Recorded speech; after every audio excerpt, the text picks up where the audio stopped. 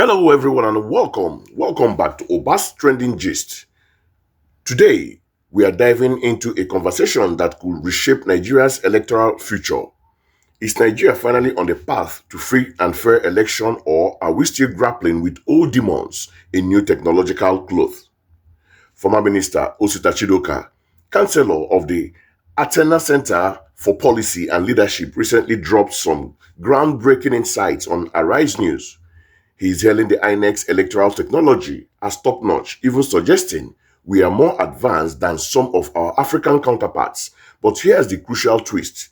The real challenge, according to Chidoka, isn't the technology itself, but its governance. This revelation is crucial as we look towards the highly anticipated 2027 poll. So, let's hear directly from him. Sit back and take a listen. Well, to provide a further insight into critical electoral reforms needed ahead of Nigeria's 2027 general elections, Osita Chidoka, a former minister and chancellor of the Athena Center for Policy and Leadership, joins us now. Thank you so much for joining us on the news tonight. I've had a debate. Is it Athena? What exactly is the observatory called? Well, it's the Greek goddess, Athena. So it has a name. Great. All right. So you've launched this and you've described it as an independent, evidence-based platform for monitoring Nigeria's election. But my first question to you would be, what exactly does it bring to the table that other observatories and monitoring has not brought, including Inec's own monitoring mechanism? So in the last close to 2 years now, at the Athena Center, we've been conducting post-election audits. Now, post-election audits rely on publicly available information. The information that is provided by Inec on the IREV, we download it in real time.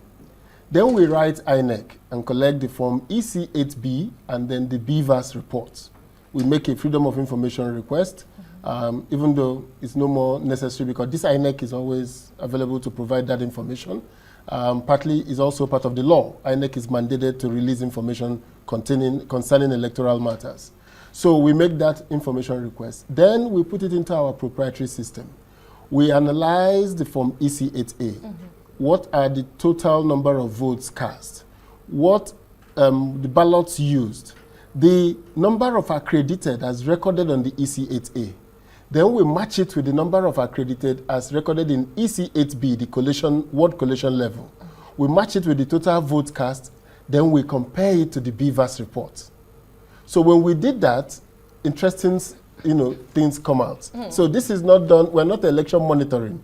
We don't go on election day. We don't go and see how the parties are doing. We check what has happened, and we don't do stratified samples. We check all. So if there are 5,000 polling units in one state, we check all that is available on Inec. So it is from there we saw that in 99 to 100% of the cases, 95 to 100%, INEC uploads the information from the polling units, within 1 day of the election. So we saw that. We also saw that in almost 80% of the case, 75 to 80%, what was in EC8A is what is in EC8B, is what the BVAS said was number accredited. Now, let me take you to the issue of number accredited. There is no mathematics in the world that will make the number of votes cast to be more than the number of accredited voters. It could be less, yes, because you can cancel some. You can cancel some polling units. You can cancel some wards, depending on what has happened. But never more. Yes. So overvoting is when the total number of votes in a polling unit is more than the BVAS accredited. Right. So we have those rules, and our system flags all those areas. Then we come out with a report. So in one of our early reports in Imo, Bayelsa, and Kogi, we showed with evidence that in 18% of the case, and 15% in Imo, and about, 14% in Bayelsa, the number of votes in EC8B was higher than the votes in EC8A. The number of votes in EC8A in some of these polling units were higher than the accredited voters. And in particular, in the case of Imo and Kogi, they both yielded over 300,000 votes additional. And what is more interesting, they came from 3 local governments. Each of them came from three local governments, which interestingly are the local governments of the contestants. So now that we saw that, and we even said, in the case of Imo, if you deduct those votes, Governor Hope Uzodinmma'S still wins the election. Okay. Yes, he still defeats them. In the case of Kogi, there is a problem. The SDP becomes the leading candidate, but is not the winner of the election because he didn't make 25% in 2/3 of the local government. So there may be need for a runoff. In case of Bayelsa, the governor still wins the election if you deduct these votes because they were basically the votes of his opponents. So now that we have figured that out, we then send the reports to Nigerians and to Inec. So we decided to form an observatory specific to election lab. It's also globally an accepted norm. So in America, you have the MIT election lab that takes, in some states in the US, there's actually a law that says you must get a statistically significant sample to be tested to be sure that the result correlates with the votes cast, the machine used, and whatever process you use. Because in America, it's states that conduct elections. Yes. So many states mandate a audit immediately after the election. So the Athena Observatory is that Nigerian audit to see what has happened. Great. I mean, you've answered partially my question because I was going to ask you, I mean, you've done a 10-year review of Inec's electoral technology or deployment of technology. Apart from the points that you've made, what other findings did you come up with? And in terms of conclusion as to the viability or otherwise of the deployment of technology? So the first principle is that Nigeria is really on track with its technology. Inec's technology are top-notch. Right. Yes, the technologies deployed by the Inec, led by Professor Mahmood, started by Professor Jiga, and now Professor Mahmood, are top-notch technologies. Nothing is wrong with the technologies. In fact, we are more advanced than Ghana, Kenya, and South Africa in terms of our technology. So in terms of embracing technology, from the BVAS, the IREV, the party nomination upload platform, the agent upload platform, and one of the technologies they have deployed, they call it the election monitoring framework, top notch. Now, where we have issue, and this is where we need to go forward, and I think Inec must be, we must acknowledge the progress, because just imagine if Athena was to conduct this study using the old manual system, where they will have given us the physical registers from 5,000 polling units to check how many was ticked on election day. After the election, they will sit down and tick as many as they like and report the result they want. So the fact that we're even having this conversation is a tribute to the technology. Right. And nothing should happen to these technologies because they are really top-notch technology. What is an issue is the governance of the technology. Right. In the event where a polling unit officer has recorded more votes than was cast as the votes from his polling unit, and he takes it to the ward collation officer. The ward collation officer, by INEC's rule, is mandated to bring the physical beavers, check the number of votes accreditation. If it is more than it is less than the votes on the EC8B, the INEC rule says cancel. But in this 18% of the case, they saw it that it was more. They didn't check the beavers. They still went ahead and entered it into the collation results.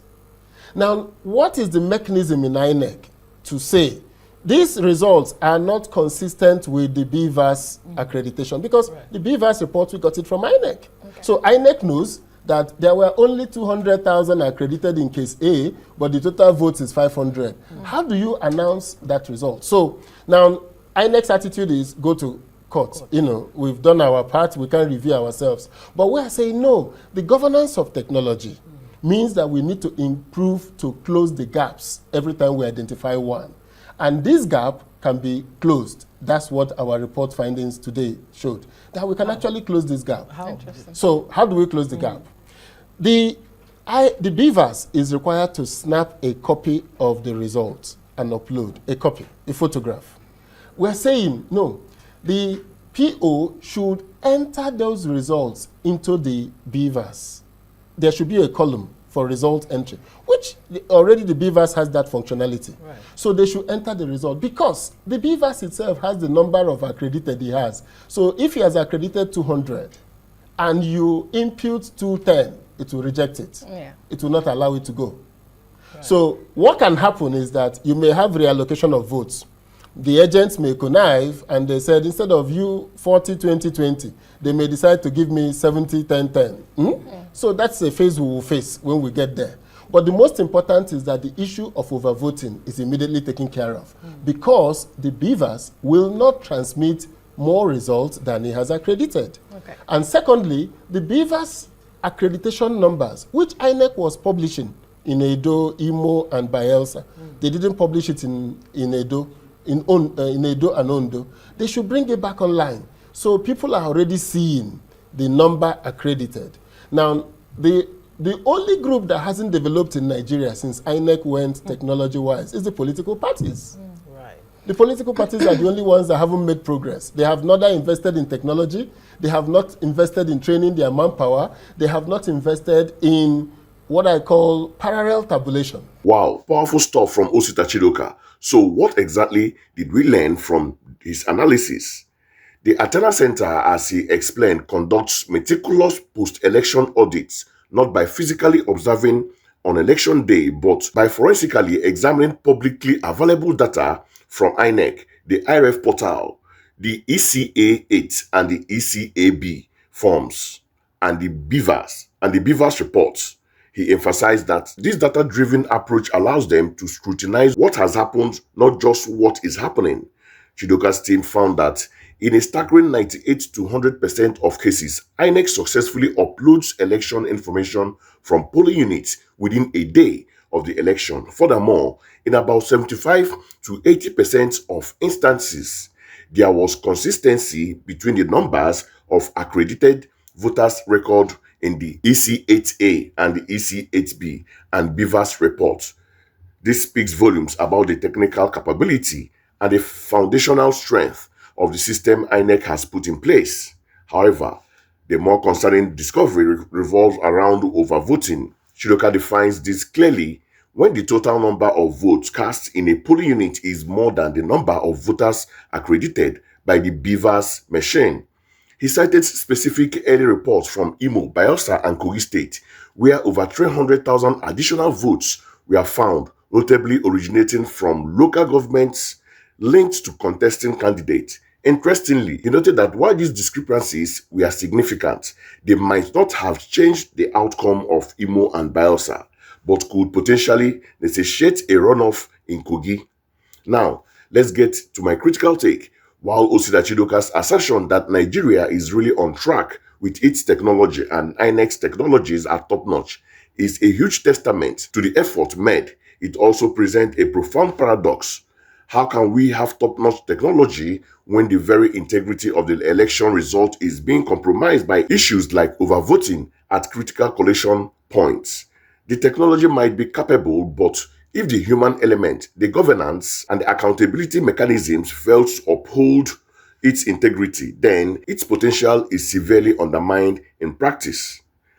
The critical gap, as Chidoka rightly identifies, lies in the governance of this advanced technology. Why would collation officers enter inflated votes when the BVAS reports coming directly from INEC's own system shows a lower accreditation number? This points to either deliberate manipulation or a severe lack of enforcement and clear guidelines. His proposed solution, requiring polling officers to enter results directly into the BVAS, with the system injecting invalid entries and INEC bringing back online transparent accreditation numbers, are essential. Actionable steps. These aren't just technical fixes. They are governance improvements designed to build trust and accountability. Furthermore, his stark criticism of Nigeria's political parties is illuminating. They are the only ones that haven't developed, failing to invest in technology, manpower training, or parallel tabulation. This highlights a crucial external factor. True electoral reform isn't solely INEC's burden. It requires a collective commitment from all stakeholders. The political will to adopt and adhere to transparent processes is just as vital as the technology itself. Ultimately, the debate is shifting from Is the technology good enough?